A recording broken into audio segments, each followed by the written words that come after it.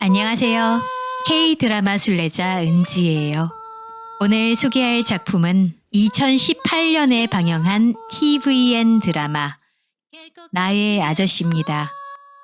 나의 아저씨는 삶의 무게를 버티며 살아가는 아저씨 삼형제와 거칠게 살아온 한 여성이 서로를 통해 삶을 치유하게 되는 이야기를 담았습니다.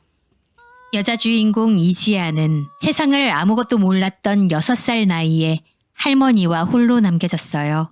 지아는 부모가 진 사채 빚을 모조리 떠안았어요. 법적으로 상속 포기를 할 수 있었지만 주변에 그런 걸 알려주는 어른 하나 없어서 빚을 모조리 떠안고 있었죠. 지아는 온갖 아르바이트와 불법적인 일을 통해 돈을 벌어서 빚을 갚아나가고 있었어요. 하지만 과거 자신과 할머니를 괴롭히던 사채업자를 죽이게 됐어요. 드라마 중간에는 살인전과가 있다고 나오지만 실제 지아는 정당방위로 법적 처벌을 받은 적이 없어요. 그래서 전과 기록이 전혀 남아있지 않죠. 지아는 낮에는 건축 분야 대기업인 사만 ENC에서 파견직으로 일하고 저녁엔 고급 중국 음식점에서 설거지 아르바이트를 해요. 아르바이트를 하는 중간중간에 손님들이 남긴 음식을 몰래 비닐봉지에 넣어 챙기죠. 여긴 인천 동구 송림동에 있는 지안의 집 촬영 장소예요. 지안의 집 촬영 장소는 현재 빈집으로 남아있고요. 지안의 집 담벼락에 경찰 방범 벽화가 귀엽게 그려져 있었어요. 지안의 집 옆집엔 주민분이 살고 계신지 그 집을 지키는 개가 외부인을 느끼고 맹렬하게 짖어댔어요. 회사 일과 알바를 마친 지친 밤, 지안이 집에 들어와 불도 켜지 않은 채 물을 끓이고요. 사만 ENC 회사에서 몰래 가져온 믹스커피를 타고 식당에서 가져온 음식을 꺼내 먹어요. 그때 구석에 있는 스탠드에서 불빛이 켜지고 거기에 광일이 앉아 있어요. 광일은 지안이 정당방위로 죽인 사채업자의 아들이고요. 그 사건 이후 지안은 광일에게 인생 내내 시달리고 있어요. 지안은 자기보다 먼저 집안에 들어와 있는 광일을 보고도 놀라지도 않죠. 그래도 먹고는 사나 보다. 불은 왜 안 켜? 없는 척하는 거냐? 지안은 아무렇지 않게 7만 원을 꺼내 밀어놓고 다시 음식을 먹어요. 이렇게 찔끔찔끔 주면 얼굴 자주 보자는 거지? 어디서 일하냐? 일은 하냐? 누가 내 공간에 들어오는 거 되게 싫어한다고 말했는데. 또 말해봐. 네가 싫어하는 거. 밥 먹을 때 말 시키는 거. 알았어. 그것만 할게. 이 장면을 보면서 과거 여러 알바를 하고 부실하게 끼니를 때우면서 힘들게 살아온 경험에 대한 댓글을 단 분들이 참 많더라고요.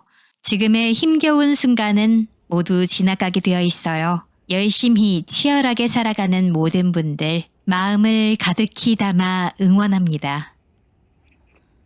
광일은 지안에게 빚을 갚으라고 독촉하는 건 물론이고 지안의 할머니를 괴롭히고 지안을 폭행하는 등 자신의 아버지를 죽인 지안에게 삶의 모든 분노를 쏟아냅니다. 사실 지안과 광일은 어렸을 적 나름 좋은 관계였고 지안도 광일이 착한 사람이란 걸 알지만 사건이 사건인지라 둘의 사이가 엄청나게 틀어지게 되었어요. 다만 의외로 광일에겐 지안을 좋아하는 감정이 남아있는 듯해요. 여긴 지안의 집 위쪽에 있는 송현근린공원 앞 길이고요. 지안이 할머니의 요양원 비용을 몇 개월 동안 내지 못해서 할머니를 몰래 요양원에서 빼내와 할머니를 쇼핑카트에 싣고 카트를 밀며 할머니와 달구경을 하는 장소예요. 지안의 할머니 이봉에는 청각장애를 가지고 있어 듣지도 말하지도 못하고 다리가 불편해 홀로 움직일 수 없으시죠. 지안은 어렸을 때부터 쓴맛을 보고 자라 그런지 자신을 산만살이라고 할 정도로 고난과 역경 속에서 살아왔어요. 지아는 사회성은 없지만 눈치가 빠르고 술수가 좋아서 사만이엔 씨의 대표이사 도준영에게 접근해 박동운 상무와 박동훈 부장을 잘라내는 대가로 2천만 원을 요구합니다. 건축 구조 기술사인 박동훈은 사만이엔 씨의 부장이에요. 동훈은 대학 후배였던 강윤희와 결혼해 아들 지석을 낳았고 지석은 미국에서 유학생활 중이에요. 사내 정치 싸움 중에 박동운 상무에게 가야 할 상품권 뇌물이 자신에게 오자 망설이는 사이에 회사 직원인 지안이 그 뇌물을 훔치며 지안과의 관계가 시작됩니다. 다행히도 지안은 상품권으로 빚을 갚는 걸 실패하고 회사 청소부 할아버지를 통해 박동훈이 뇌물을 버린 것으로 꾸밉니다. 동훈은 이 일로 인해 지안에게 관심이 생기는데요. 지안은 오히려 이를 이용해 박동운과 박동훈을 동시에 내보내며 돈을 벌기 위해 도준영에게 접근했죠. 지안의 술수로 지안의 친구인 기범을 통해 동훈의 휴대전화에 도청 프로그램이 심어지고 동훈은 지안에게 24시간 도청을 당하는지도 모르는 채 살아가게 됩니다. 지안은 도청 프로그램을 통해서 동훈의 삶을 함께 듣게 되는데요. 동훈이 주는 호의가 진심임을 깨닫고 그에게 서서히 마음을 열죠. 박동훈 상무는 동훈과 성이 같고 이름도 비슷한 탓에 박동훈 상무에게 갈 뇌물이 박동훈 부장에게 갔던 거죠. 박동훈 상무는 도준영보다 나이가 많고 짬밥이 높아 보이지만 도준영이 대표이사가 되면서 준영과 대립되는 관계가 되었어요. 도준영 측이 보낸 뇌물이 박동훈 부장에게 가면서 뇌물 작전이 실패로 끝나자 도준영의 지시로 지안과 기범은 작업을 펼칩니다. 지안의 지시로 기범은 유흥주점에서 박동훈 상무의 술에 몰래 약을 넣었고요. 박동훈 상무가 정신을 잃고 눈을 떠보니 동해바다였어요. 박동훈 상무에겐 그날 오전 중요한 계약이 있었으나 이로 인해 참석을 하지 못하고 계약을 망쳤죠. 이 실책으로 인해 박동훈 상무는 결국 부산으로 좌천 발령나요. 하지만 도준영을 끌어내리기 위해 박동훈 부장과 긴밀히 연락하며 복귀만을 기다리고 있죠. 박동훈 상무의 지시로 도준영의 통화 기록을 뒤지다가 자신의 아내 강윤희와 도준영이 불륜관계란 사실을 알게 되었어요. 동훈은 가정을 지키고자 오히려 준영을 찾아가 조용히 헤어지라고 요구합니다. 여기는 경기도 고양시 일산 동구에 있는 요리주점 코주방입니다. 동훈과 지안의 단골 술집으로 나오는 장소인데요. 이선균 배우도 이곳 음식이 훌륭하다고 얘기했죠. 5시에 오픈을 해서 4시 57분 정도에 도착을 했는데요. 대기가 많은 인기 주점답게 저 말고도 이 주점에 오픈런 하는 손님이 6분 정도 더 있었어요. 단체 예약 손님들도 있었고요. 복잡한 무늬의 벽지와 오픈 주방 등 드라마와 똑같은 모습을 하고 있어서 성지순례하기 좋았어요. 이곳의 인기 메뉴인 살치살 구이와 감자메시를 주문했고요. 증류주 칵테일인 멜론 나이트를 마셨어요. 살치살 구이가 웬만한 스테이크집에서 먹는 것보다 맛있었고요. 사장님이 직접 만든 코울슬로와 바질 페스토도 고기의 느끼함을 잡아주고 맛있었어요. 멜론 나이트는 황매실 증류주와 메론소다, 바닐라 아이스크림이 섞인 음료고요. 사실상 술맛은 거의 안 나고 메론 크림소다 같았어요. 어느 날 밤 단골 술집 코주방에서 동훈이 맥주잔을 놓고 앉아있다가 주점 주인을 돌아보며 얘기를 하죠. 걔 안 왔어요? 응? 누구? 동훈을 도청하고 있는 지아는 도로를 걷다가 우뚝 멈춰서요. 이어서 동훈의 목소리가 들리죠. 왜? 춥게 입고 다니는 애. 이쁘게 생겨가지고. 아, 저번에 같이 왔던 친구? 안 왔는데? 이 말을 듣고 지아는 가만히 있다가 빠르게 걷기 시작합니다. 그러다 달려갑니다. 동훈은 지안을 기다립니다. 동훈이 맥주를 다 마시고 일어나요. 계산이요. 동훈이 목에 목도리를 감는데 가게 문이 열립니다. 어서 오세요. 왔네. 이쁘게 생기네. 왔냐? 난 다 마셨는데. 한 잔만 더 하죠. 더 해요. 동훈은 마지못해 자리에 앉고요. 동훈은 지안의 술잔에 거품이 가득한 맥주를 따라요. 반면에 동훈은 자기 잔은 기울여서 잔 벽을 따라서 정성껏 맥주를 따르죠. 거품이 가득한 지안의 맥주잔을 보고 원수한테도 저렇게는 안 따라준다는 댓글이 있었어요. 아무래도 촬영 때 실제 맥주를 많이 마시게 되니 일부러 거품이 많게 맥주를 따랐다고 하네요. 편집된 장면을 보면 결국 동훈의 잔에도 거품이 한가득이죠. 나 왜 뽑았어요? 파견직을 뽑을 때 동훈이 지원자들의 이력서를 확인하고 지안을 파견직으로 채용했거든요. 달리기, 내력이 세 보여서 100m 몇 초인데? 몰라요. 기억 안 나요. 근데 그게 무슨 특기래? 달릴 때는 내가 없어져요. 근데 그게 진짜 나 같아요. 동훈은 지안이 달릴 때 잊고 싶은 현실을 잊었을 때의 평온함을 느낀다는 걸 파악하고 안쓰러운 기분이 들죠. 동훈은 건배하자는 듯 잔을 들고 지안도 잔을 들어요. 행복하자.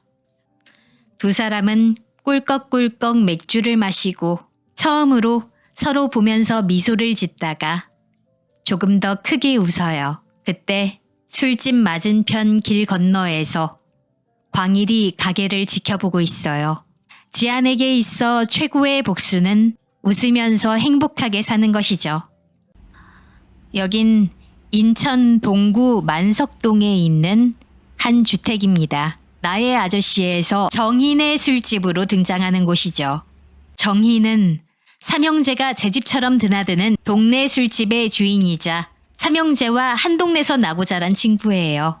정인은 동훈의 초등학교 동창이고요. 20살 무렵부터 윤상원을 사랑하고 있어요. 남자친구이던 상원이 출가해 승려가 되어버리자 크게 상심하여 무려 20년이 넘게 방황하고 있어요. 동훈의 형인 상훈과 삼형제의 친구들인 제철, 권식, 진범이 정인의 앞에 나와 있고 정인은 영업시간이 끝나고 가게 문을 잠그는데요. 동훈과 지안이 가게 앞쪽으로 오고 있어요. 회사 여직원 야근하고 늦게 끝나가지고 데려다 주느라고. 지안과 친구들 일행이 서로 목례를 합니다. 딱 봐도 지안의 나이가 훨씬 어려 보임에도 불구하고 다들 고개 숙여 인사하는 멋진 어른들이죠. 안녕하세요. 우리 동훈이가 회사를 다니긴 다니는구나. 여직원도 있고. 어디 사시는데? 저기 안한초등학교 뒤에. 거긴 데려다 줘야지. 거기 외져서 좀 그래. 갔다 와, 기다릴게. 됐어요. 혼자 갈게요. 아니야. 같이 가. 같이 가자. 신난다. 멀리 간다. 같이 가요. 그래. 어차피 가는 방향인데 같이 가자. 괜찮죠? 가자. 신난다. 난 우리 회사 여직원이 우리 동네 사는 거 퇴사하고 알았다? 어떻게 그렇게 철두철미하게 숨어 다녔나 몰라. 전철에서 한 번을 못 봤어. 그렇게 상사가 싫은 거야. 역에서 안한초등학교까지 가려면은 여기가 지름길인데 상사 단골집 있는 거 알았으니 이제 삥 돌아가야겠네요. 골치 아프겠다. 그럼 어디로 다녀야 되나? 그냥 뛰어가요. 부딪히면 쌩 까고. 역에서 거기 가는데 딴 길 없어. 야이씨, 우리 동훈이가 그래도 부딪히면 피해갈 그 정도는 아니다. 세상 모든 부장놈들은 다들 미친놈, 개놈, 죽일 놈들이야. 아닌 놈이 없어. 그죠? 그냥 혼자 가도 된다는데 이 미친 부장이 또 오바를 해요. 그래도 우리는 또 그게 아니야. 야근까지 시켰는데 택시비 주면 되잖아. 돈은 또 안 줘요. 왜 그러니 동훈아. 택시는 안전해? 얘는 안전해? 쟤는 안전해? 그만해라 좀. 이러니까 싫어하는 거 아니야. 미안해요. 술 좀 해서. 동훈이 쟤는 안전해. 내가 옛날에 내가 여기서 또 옛날 얘기를 합니다. 에? 옛날에 쟤랑 보름 동안 그 새끼 찾아서 전국 팔도 절이란 절은 다 뒤지고 다녔는데 아무 일이 없었어. 남녀가 보름을 같이 숙식을 했으면 뭔 일이 있어야 되는 거 아니야? 어떻게 아무 일도 안 일어나냐?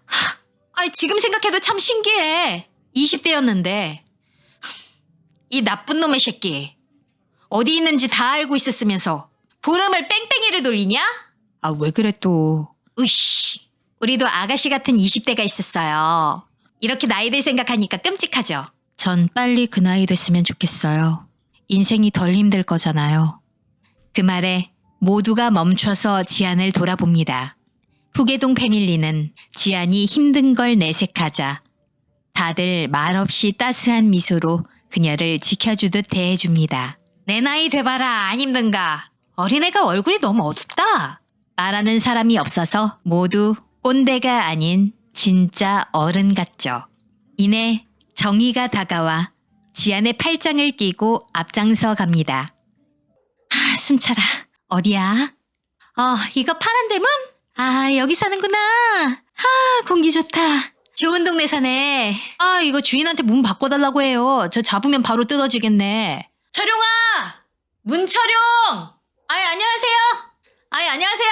형님, 근데 이 밤에 어쩐 일이세요? 동훈이 회사 직원분이신데 여기 사신다네?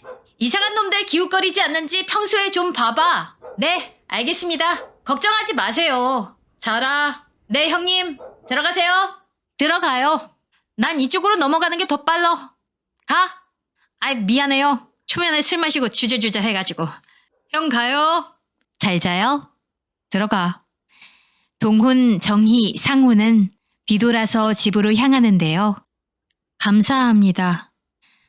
남들에겐 별 의미 없는 한마디지만 힘겨운 삶을 살아온 지아는 용기를 내어 이 감사하다는 한마디를 꺼냅니다. 동훈은 이를 듣고 웬일인가 싶어 돌아봐요. 네, 잘 자요. 또 봅시다. 지아는 꾸벅 인사를 해요. 우리 가게 놀러와요.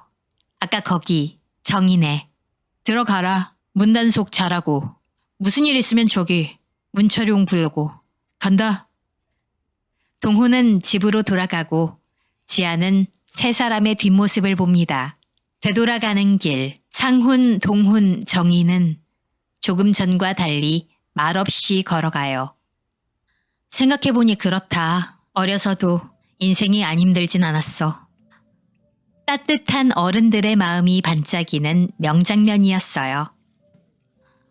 동훈은 회사 내에서는 굉장한 실력자로 도준영만 아니었으면 진작에 한 자리 꿰차고 있을 사람이지만 준영의 농간에 의해 안전진단팀 부장으로 밀려났던 상태였어요. 박동훈 상무가 이지안의 술책으로 프로젝트를 망치며 상무 자리에서 물러났고 반 도준영파는 상무 공석에 박동훈을 추천하게 됩니다. 박동훈에게도 출세욕이 있기 때문에 동훈은 이를 수락하고 상무 면접 준비에 들어가지만 주변 임원들이 과거가 어두운 이지안을 쳐내라는 조언을 합니다.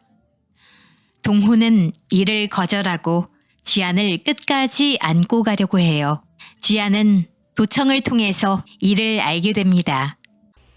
여긴 서울 서초구 강남대로에 있는 한국 야쿠르트 HY 사옥이고요. 나의 아저씨에서 4만 ENC 사옥으로 나온 건물이에요. 회사 대회의실에서 상무 후보 박동훈을 검증하기 위한 청문회가 열렸어요. 도준영파가 박동훈과 이지안의 관계를 알아채고 꼬투리를 잡고자 파견 계약직 사원 이지안을 갑작스럽게 청문회에 불러냈죠. 도준영의 충성스런 부하인 윤상무가 지안에게 비아냥대며 박동훈 부장을 좋아하냐고 질문합니다. 좋아합니다. 존경하고요. 박동훈 관련자 청문회 중 동훈은 일하는 사무실에 앉아 긴장한 얼굴로 앉아 있고요. 그때 회사 로비로 회장이 걸어 들어옵니다. 무시천대에 익숙해져서 사람들한테 별로 기대하지도 않았고 인정받으려고 좋은 소리 들으려고 애쓰지도 않았습니다. 근데 이젠 잘하고 싶어졌습니다. 마침 이 타이밍에 회장이 조용히 들어오고 회장은 상석이 아닌 계약직 이지안의 옆자리에 앉아 조그마한 그녀를 보호하듯 앉아 있어요. 제가 누군가를 좋아하는 게 어쩌면 지탄의 대상이 될 수 있는지는 모르겠지만 전 오늘 잘린다고 해도 처음으로 사람 대접 받아봤고 어쩌면 내가 괜찮은 사람일 수도 있겠다는 생각이 들게 해준 이 회사에 박동훈 부장님께 감사할 겁니다. 여기서 일했던 3개월이 21년 제 인생에서 가장 따뜻했습니다. 지나가다 이 회사 건물만 봐도 기분이 좋아지고 평생 사만 ENC가 잘 되길 바랄 겁니다. 회장은 눈을 감은 채 입꼬리를 살짝 실룩입니다. 다행인 건 회사 최고의 권력자가 그나마 상식적인 판단을 하는 사람이란 점이겠죠. 준영은 지안한테 당했다 싶어 쓴웃음을 짓고요. 동훈을 상무자리로 지지하는 측은 만면에 미소가 흐르죠. 그래서 둘이 어디까지 갔냐고! 집까지요. 한 동네 삽니다. 지안의 말 한마디 한마디에 양쪽 편의 희노애락이 교차합니다.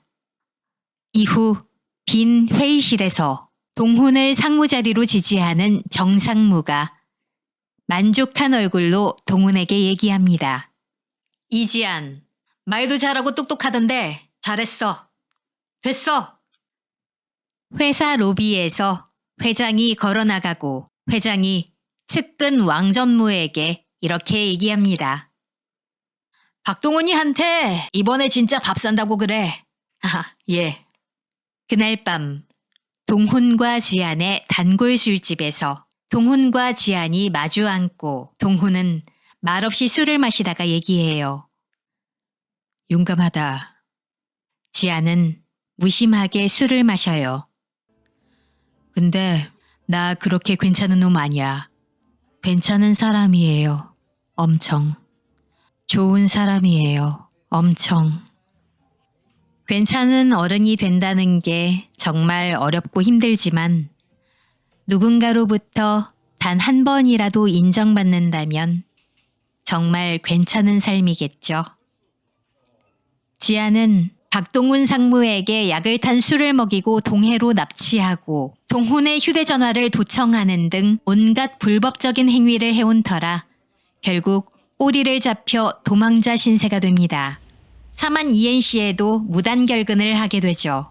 사라진 지안을 애타게 찾던 동훈은 그날 밤 정인회로 갑니다.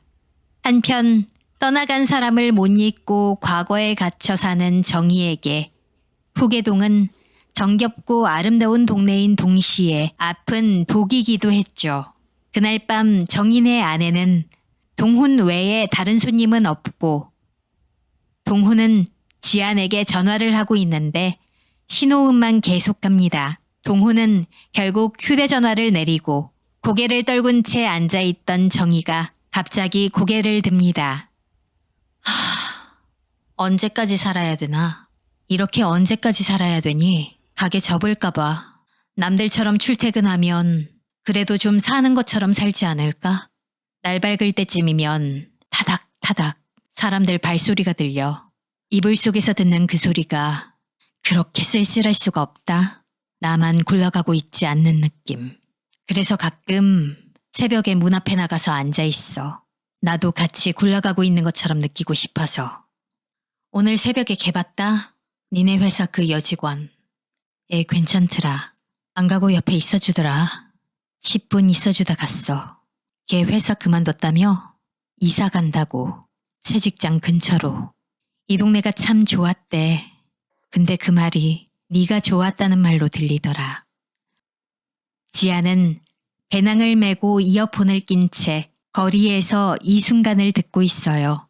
정희가 힘들어할 때 지안이 아무 말 없이 옆에 있으면서 작은 힘이 되어 주었어요. 앞서 지안이 상무 후보 청문회 자리에서 박동훈의 됨됨이를 오히려 부각시키고 회사를 다니고 싶게 만드는 사람이라고 하여 회장을 감동시킨 덕분에 동훈은 결국 상무로 승진하게 됩니다. 동훈이 상무로 승진한 날 밤, 정희네는 축제 분위기예요. 동훈의 친구들과 온 가족이 다 모여 있고 동훈의 아내 윤희가 꽃다발을 들고 들어오자 모든 남자들이 일어나 환호성을 지르죠. 윤희가 시어머니인 요순에게 꽃다발을 안겨요. 어머니, 축하드려요. 네가 애썼다. 저 한 거 없어요. 난 맨날 너만 보면 면목이 없어서 목이 쑥 들어갔는데 손은 이게 뭐냐. 목은 왜 이렇게 말랐어. 배배 틀리게 생겨갖고. 진짜 어머니 같은 고두심 선생님의 연기가 참 좋았어요. 좋은 일을 자기 일처럼 기뻐해주는 사람들이 주변에 있다는 건 잘 살아왔다는 증거겠죠. 여긴 인천 중구에 있는 연안 아파트 상가입니다. 사채업자 광일의 영광대부 사무실이 있는 곳이죠. 지안의 어머니가 광일의 아버지에게 거액의 채무금을 빚지면서 광일의 아버지는 지안과 봉혜를 수시로 괴롭혀왔고 그러던 중 집까지 찾아와 봉혜를 폭행하자 당시 중학생이었던 지안은 우발적으로 칼을 들어 광일의 아버지 등 뒤를 찔렀어요. 이에 법원은 지안의 정당방위를 인정해 무죄를 선고했죠. 광일 본인도 지안이 아버지에게 어떤 식으로 취급받는지 알고 있었고 아버지가 그렇게 죽었을 때 이지안을 죽여야 할지 아니면 자신이 죽어야 할지 갈등하고 이를 결국 사채업자였던 아버지와 다름없이 폭력으로 배출했습니다. 광일은 과거 자기 아버지에게 맞고 쓰러져 있던 지안을 일으키고 도와주는 선한 면모도 갖고 있었어요. 어쩌면 광일의 입장에서도 광일의 아버지가 비록 좋은 아빠는 아니었음에도 광일은 그저 자식으로서 도리를 지키려는 생각으로 죽은 아버지의 기일을 챙겨요. 영광대부 사무실에서 광일은 헤드폰을 쓰고 컴퓨터 앞에 앉아 지안이 과거 동훈에게 얘기한 녹음 파일을 들어요. 착했던 애예요. 나한테 잘해줬었고 걔네 아버지가 나 때리면 말리다가 대신 맞고 그땐 눈빛이 지금 같지 않았어요. 걘 날 좋아했던 기억 때문에 괴롭고 난 걔가 착했던 기억 때문에 괴롭고 어른 하나 잘못 만나서 둘 다 고생이다. 광일은 지안을 좋아했던 기억, 지안은 광일이 착했던 기억 때문에 서로가 괴로워했어요. 결국 이지안이 박동훈에게 감화되었듯 광일도 지안으로부터 간접적인 영향을 받게 되었죠. 한편 자신을 납치했던 남자를 쫓던 박동훈 상무에게 꼬리를 잡힌 지안이 도망갔고 동훈은 이후 자신의 휴대전화에 이지안이 내내 도청을 하고 있었다는 사실을 알게 됩니다. 여긴 서울 강서구 개화동 김포공항 바로 앞에 있는 한 민영주차장이에요. 얼마 전까진 여기가 고철 재활용 전문 업체였고요. 이곳이 지안의 첫 번째 아저씨이자 사만이엔시 청소부 할아버지인 서춘대가 운영하는 고물상 컨테이너로 촬영된 곳이에요. 동훈은 춘대의 연락을 받고 지안이 머물고 있는 컨테이너의 문을 엽니다. 지안은 동훈을 보고 놀랐다가 죄책감을 숨기며 비웃는 표정을 짓습니다. 사람만 죽인 줄 알았지? 별짓 다 했지? 더 할 수 있었는데. 그러게 누가 4번 이상 잘해주래? 바보같이 아무한테나 잘해주고.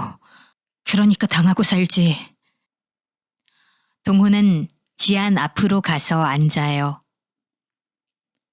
고맙다. 고마워.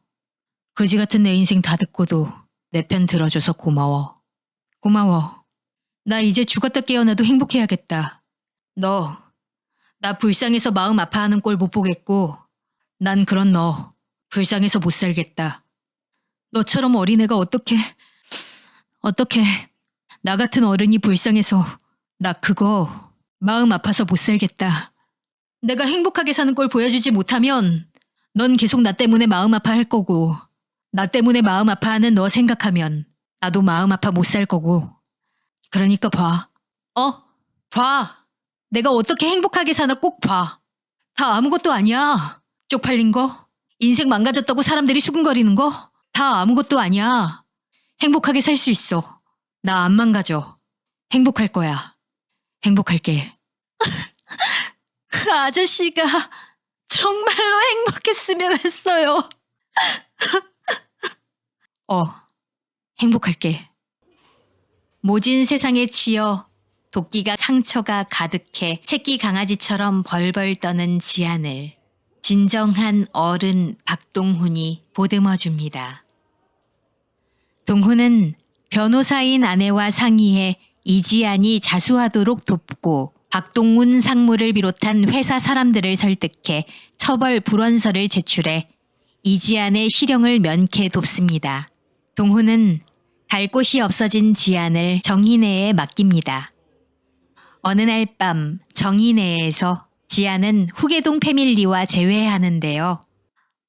최유라는 동훈의 동생인 전직 영화감독 기훈의 첫 장편 영화 데뷔작의 주인공이었고요. 재혼 가정에서 해맑게 성장한 여자예요. 유라는 큰형 상훈과 함께 청소업체를 차린 기훈을 자주 찾아오고 기훈과 서로의 속마음을 털어놓으며 연인관계로까지 발전했어요. 일을 마치고 정인애로 들어온 유라가 처음 보는 지안을 생글생글 웃으며 빤히 쳐다봐요. 와, 화장 안 한 여자 진짜 간만이다. 어떤 스타일인지 알 것 같아. 이쁜데 자기가 이쁜 줄 모르는 스타일. 안타까운데 통쾌해. 영원히 몰라라. 영원히 몰라라. 영원히 몰라라.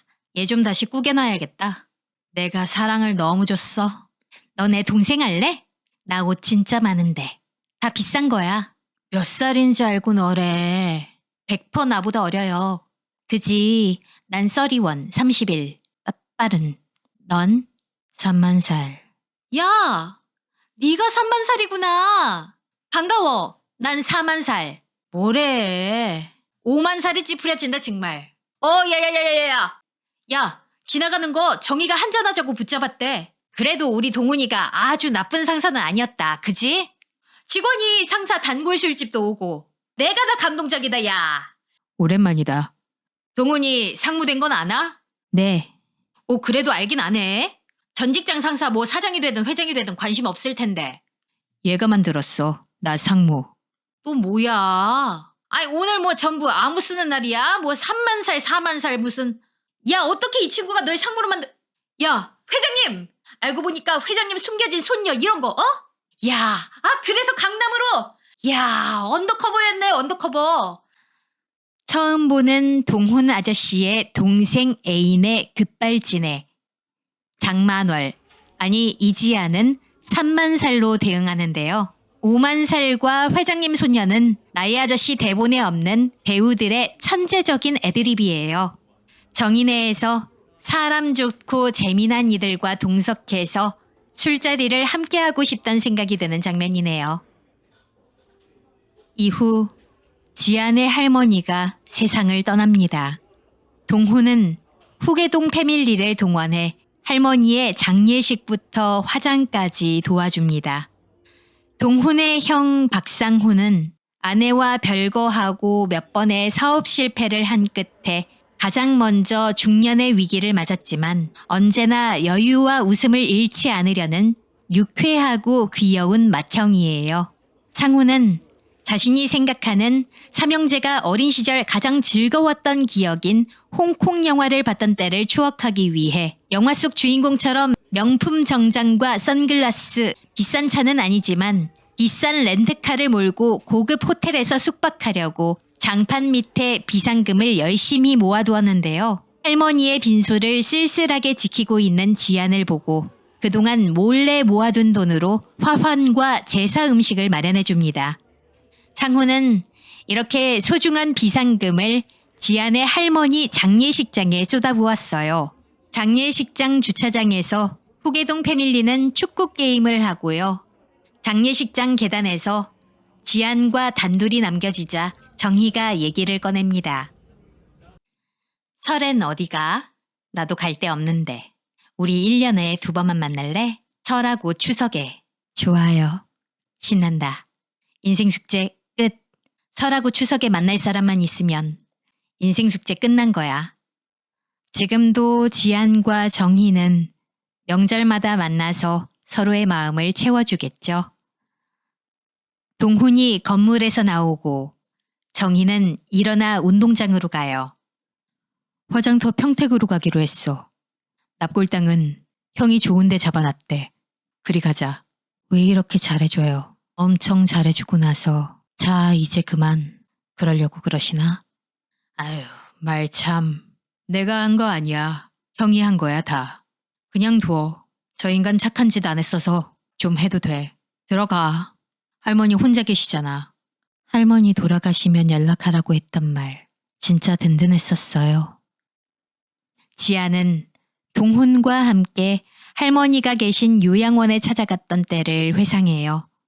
할머니 봉혜가 멀리 있는 동훈을 보며 수화로 이렇게 얘기했죠. 참 좋은 인연이다. 귀한 인연이고 가만히 보면 모든 인연이 다 신기하고 귀해. 갚아야 돼. 행복하게 살아. 그게 갚는 거야. 지아는 고개를 끄덕거립니다. 행복하게 사는 게 은혜를 갚는 거란 말이 참 따뜻하고 좋은 말이죠. 우리 자신도 누군가에게 참 좋고 귀한 인연이 될 수 있게 노력해야겠어요. 납골당을 나오면서 상훈이 지안에게 얘기합니다. 고맙습니다. 덕분에 내 인생의 가장 기똥찬 순간 박아 넣었습니다. 남의 장례식 가지고 그래? 죄송합니다. 아니에요. 저한테도 기똥찬 순간이었어요. 진짜로 꼭 갚을게요. 뭘 갚아요. 인생 그렇게 깔끔하게 사는 거 아니에요. 인생 그리 깔끔하게 사는 거 아니라는 말. 우리 사회에 기본으로 깔려있는 기브앤테이크가 어쩌면 부담이 될 사람들의 마음의 짐을 덜어주는 말이에요. 물론 기본적으로 진 몸과 마음의 빚은 되도록 갚아야겠지만요. 이후 동훈과 지아는 단골 술집에 마주 앉았어요. 오늘 회장님이 점심 사주셨어요. 출세했다. 뭐 사주셨는데? 몰라요. 비싼 것 같았는데 별로 맛은 없었어요. 원래 비싼 것들이 다 그래. 저 부산으로 가요. 회장님이 거기 있는 회사 소개시켜 주셨어요. 저 재판 걸려 있는 것도 다 알고 편히 봐주시기로 했다고. 회장님 절친이 하시는 회사래요. 숙소도 준대요. 왜 그렇게 멀리 가? 생각만 해도 그지 같잖아요. 아저씨 한번 볼까 싶어서 이 동네 배회하고 다니는 거. 죽었다 깨어나도 행복할 거라면서요. 나 없이도 행복한 사람 무슨 매력 있다고. 딴 사람으로 살아보고 싶어요. 나를 아는 사람은 한 명도 없는 데로 가서 과거는 하나도 없는 사람처럼. 우연히 만나면 반갑게 아는 척 할 수 있게 돼서 다행이에요. 도망 다니면서 이제 아저씨 우연히 만나도 피하겠구나. 그게 제일 슬펐는데. 고마워요. 다 털게 해줘서. 고마워요. 나한테 잘해줘서. 너 나 살리려고 이 동네 왔었나 보다. 다 죽어가는 나 살려놓은 게 너야. 난 아저씨 만나서 처음으로 살아봤는데. 이제 진짜 행복하자. 나의 아저씨 최종화 엔딩 장면에 나오는 장소에 왔습니다. 여긴 서울 중구 청계천로고요. 당시 촬영한 곳은 쿼트블랙이란 이름의 카페였는데요. 그 카페가 있던 시그니처 타워 건물 1층에 쿼트블랙이란 카페는 사라지고 현재는 일리 카페와 포비 베이글 집이 있더라고요. 인테리어가 많이 달라져서 두 군데 중 어디서 촬영했는지는 정확히 모르겠는데요. 뭔가 테라스 뷰가 더 유사해 보이는 포비 을지로 카페로 들어왔습니다. 여긴 베이글과 커피 맛집이라고 해서요. 연어 베이글 샌드위치와 플랫 화이트 라떼를 주문했어요. 지아는 이 드라마에서 가장 극적으로 변화하는 인물이에요. 남자 주인공 동호는 드라마 내내 올곧은 품성을 유지하는 데 비해 지아는 기복 있는 모습을 보여줬죠. 아무래도 가정 환경이 환경이니만큼 배인기피증에 남을 쉽게 믿지 않는 성격인데다가 돈이 궁한 처지라서 돈이 필요한 일이라면 배신도 할 수 있는 인물이지만 동훈이 한두 번도 아니고 4번까지도 아니고 계속해서 자신한테 호의를 베풀자 결국 그에게 마음을 열게 되었어요. 지안의 언급으로는 3번까지는 돕는 사람들이 있었는데 이후엔 다들 도망갔다고 해요. 동훈이 처음으로 4번 이상 도와준 사람이죠. 뿐만 아니라 동훈의 동네 사람들 또한 자신을 조건 없이 도와줬기 때문에 지아는 후계동에서 다시 태어나고 싶다고 할 만큼 동네를 사랑하게 되죠. 동훈의 형 상우는 비상금을 쏟아부어 조기축구회 팀원 이름으로 장례식장에 화환을 무더기로 뿌렸고 정희는 지안을 재워주고 보살펴주며 명절 때마다 만나자는 약속을 했죠. 그리고 조기축구 회원들도 동훈의 부름에 단박에 달려와 장례식장을 채워줄 정도였죠. 삶이 지옥이었던 지아는 동훈으로 인해서 물질적인 도움을 받았을 뿐만 아니라 정신적으로도 완전히 치유되었어요. 폭력과 빛, 어두움에 갇혀 살던 지아는 동훈이 던진 동아줄을 잡고 세상 밖으로 나와 20대 초반의 젊은 나이에 새 삶을 살게 되었어요. 그렇게 지아는 편안함에 이르러 자기 이름대로 살게 되었죠. 나의 아저씨는 제55회 백상예술대상에서 TV 부문 드라마 작품상과 극본상을 수상하며 뛰어난 작품성을 입증받았을 뿐만 아니라 국내외를 막론하고 호평을 받은 웰메이드 명작 드라마로 평가됩니다. 나 혼자 산다에서 쌈디 씨가 나의 아저씨를 보며 눈물을 또르르 흘린 것처럼 저에게도 많은 사람들에게도 인생 드라마로 꼽힐 만큼 정말 훌륭한 드라마였어요. 나의 아저씨가 가장 호평받는 부분은 캐릭터들의 설정이에요. 이 작품에는 현실성을 해치는 완전한 선역이나 악역은 존재하지 않아요. 예를 들어 등장인물 중 선역으로 평가할 수 있는 박동훈은 상품권 뇌물을 받았을 때 이를 거절하지 못했으며 아내한테도 그리 좋은 남편이 되어주지 못하는 등 완벽한 선역으로 볼 수는 없었어요. 마찬가지로 악역으로 묘사되는 이광일 역시 과거엔 자신의 아버지에게 얻어맞고 쓰러져 있던 이지안을 도와준 적 있다는 대사를 통해 태생부터 악했던 인물이라기보단 아버지의 죽음에 따른 트라우마와 복수심 때문에 망가진 인물이라고 볼 수 있죠. 아이유 이지은 배우는 이 작품에서 커리어 최고의 연기를 선보이면서 이미지를 반전시키는 데 성공했어요. 이 작품을 계기로 배우 이지은의 팬이 되었다는 사람이 많아졌을 정도로 그녀의 연기력으로 유의미한 반향을 일으킨 첫 작품이 되었죠. 이외에도 송세벽, 박호산, 장기용, 이지아, 오나라 등 그동안 주목받지 못했던 배우들의 연기도 하나같이 호평을 받았어요. 기존의 한국 드라마에서 쉽게 보기 힘들었던 어둡고 무거운 배경 속에서 제각기 상처와 트라우마를 가지고 있는 인물들이 서로 간의 관계를 통해 이를 극복해 나가는 과정을 그려내면서 자연스럽게 좋은 어른이란 무엇인가 라는 물음을 던지는 따뜻하면서도 울림을 주는 주제의식 역시 여러 평론가들에게 호평받았습니다. 심지어 해외 평가는 국내 평가보다도 더 좋다고 하네요. 전 세계 영화, TV 시리즈의 온라인 데이터베이스인 IMDb에서 시청자 평점 9.1점을 받아 한국 드라마들 중 1위를 차지했습니다. 세계적인 거장 작곡가이자 피아니스트인 일본의 사카모토 류이치는 손디아가 부른 주제가 어른을 소개하고 자신이 나의 아저씨를 2번 정주행했다고 인증했어요. 연금술사와 베로니카 죽기로 결심하다로 국내는 물론 세계적인 명성을 가진 브라질의 밀리언셀러 작가 파울로 코엘료도 나의 아저씨를 극찬하며 홍보한 바가 있죠. 마음에 깊은 울림을 주는 인생 드라마 나의 아저씨, 시청자 여러분께 강력하게 추천드리고요. 나의 아저씨는 넷플릭스와 티빙에서 감상하실 수 있습니다. 저는 다음번에 또 다른 겨울과 어울리는 멋진 드라마로 여러분께 인사드릴게요. 시청해주신 여러분 감사드립니다. K 드라마 순례자 은지였습니다.